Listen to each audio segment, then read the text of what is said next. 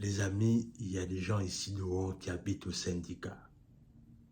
Aujourd'hui, en fait, il est question pour moi de te parler d'une histoire qui actuellement défraie la chronique sur la toile.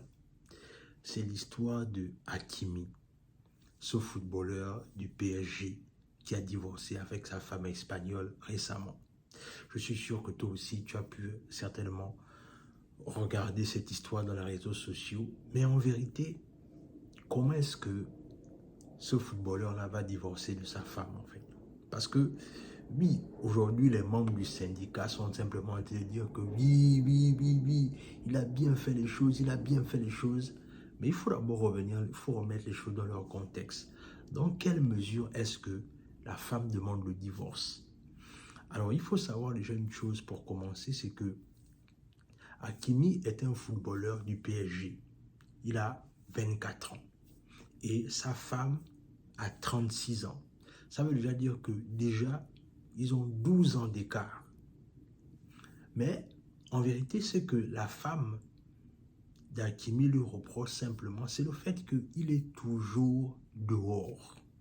Dans le sens là où il n'est jamais à la maison, il ne passe jamais du temps avec lui, avec elle ou encore avec ses enfants. Déjà que c'est le meilleur ami de Kylian Mbappé, ce qui fait qu'à chaque fois que Mbappé va dans ses voyages et tout ce qui va avec, il amène toujours qui? Il amène toujours Hakimi. Donc, à un moment donné, la femme, elle en a eu marre de la situation, en fait. Et quand elle en a eu marre de la situation, elle a fait asseoir, mais malheureusement, c'était tout le même comportement. Ce qu'elle a décidé de faire simplement, c'est de demander le divorce. Mais, en vérité, quand elle demande le divorce ici, je pense que le gars, il avait déjà certainement eu vent de ça quelque part. Et ce que le gars va faire, bien évidemment, c'est qu'il va faire un coup de maître. C'est qu'il va mettre tous ses biens au nom de sa mère. Et vous pouvez même voir dans les réseaux sociaux les différentes images, là où on voit, partout là où il est toujours avec sa mère. Et en vérité, il faut reconnaître que sa mère, bien évidemment, a certainement participé à son épanouissement. Donc du coup, il y a une reconnaissance qui est là en fait. Mais l'autre chose aussi que je veux simplement dire, c'est que, mais d'où vient cette idée ingénieuse à Hakimi de faire ce qu'il a fait là, en fait, récemment? En fait, Hakimi, en fait, n'a fait que reproduire ça sur un footballeur africain qui avait déjà fait ça, en fait. Il s'appelle simplement Djibril Cissé. Alors, c'est Djibril Cissé qui prend d'abord le devant par rapport à cette histoire, notamment en 2014. C'est-à-dire, Djibril Cissé était marié et à un moment donné, il a eu trois enfants avec une dame blanche, bien évidemment. Et à un moment donné, ce qui va arriver, c'est que la femme de Djibril Cissé va demander le divorce.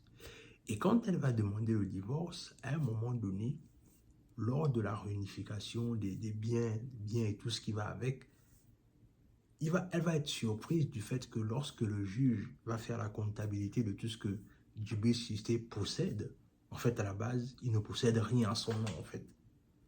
Mais qu'est-ce qu'il a fait? Qu'est-ce qui a fait qu'un footballeur qui a autant d'argent, on dit qu'il ne possède rien à son nom? En fait, ce qui s'est passé, c'est que Djibril Cissé a simplement transféré tous ses biens au nom de son père, de sa mère et de ses frères. Est-ce que vous voyez un peu? Et à un moment donné, la dame va divorcer de lui.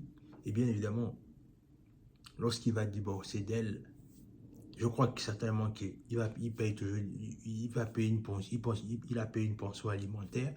Mais à la base, la femme n'est pas partie avec ses biens parce qu'il ne possédait rien en son nom, en fait. Et en vérité, disons-le clairement, divorcer n'a rien de quelque chose qu'on peut en être fier. Parce qu'en vérité, lorsqu'on divorce, c'est qu'il y a quelque chose qui n'a pas marché dans le mariage. Et oui, il y a des choses qui n'ont pas marché dans le mariage, mais à un moment donné, la réalité, c'est que beaucoup trop de femmes, depuis un moment, lorsqu'ils marient quelqu'un qui a des moyens, il y a toujours ce côté-là où on veut souvent s'accaparer des biens de l'autre.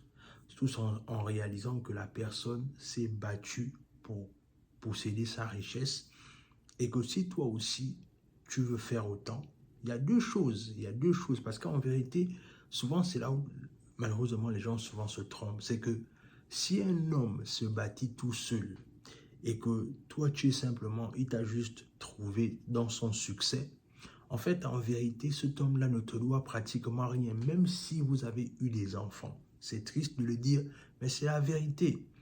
Mais en vérité, ce qui se passe souvent, c'est que lorsque tu bâtis ta richesse avec ton homme, la probabilité du fait, là encore je parle de certains hommes, la probabilité que ce dernier-là, même si les choses ne vont plus bien, va à un moment donné vouloir partager sa richesse avec toi, elle est multiple en fait.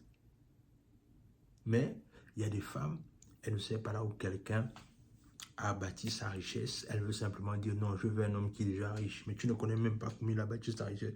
Mais demain après-demain, quand vous allez vous séparer, ne sois pas étonné qu'il ne te donne rien en fait.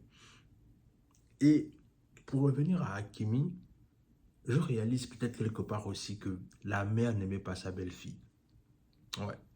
C'est-à-dire quand je regarde un peu la manière dont elle est vraiment avec son fils là, tu sens que la mère ne supportait pas. Et puis, bon, moi je peux clairement un peu comprendre. Il faut reconnaître que la femme avait, elle avait 12 ans de plus que lui. Moi je suis sûr que peut-être que après ça, elle lui a déjà, certainement déjà trouvé quelqu'un à côté en attendant que tout ça se tasse.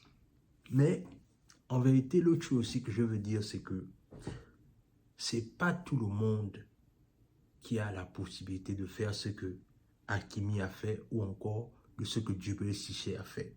Et on va prendre un exemple simple. Souvenez-vous de l'histoire de Adebayor. C'est-à-dire, en vérité, si aujourd'hui ces personnes-là ont pu sauver leur richesse, mais ce n'est pas tout le monde qui peut le faire en fait. Parce qu'en vérité, il y a famille et famille. Il y a mère et mère. Il y a frère et il y a frère.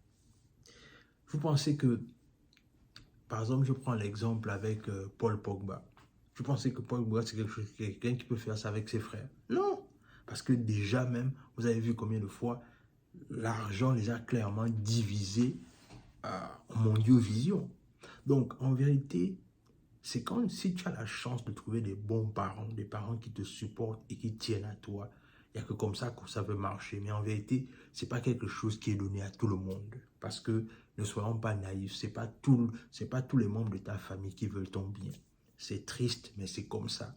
Donc, plus tôt tu comprends déjà ça, mieux ça va t'éviter en fait des déceptions inutiles, par exemple, que tu aurais pu avoir par rapport au fait que voilà, je comptais sur toi, je comptais sur ton soutien, mais alors que maintenant là, voilà, tu n'as pas le soutien de ce que tu voulais. Donc, en vérité, il y a famille et famille. Et moi, je prends conscience du fait que le geste qu'il a fait, oui, ça va peut-être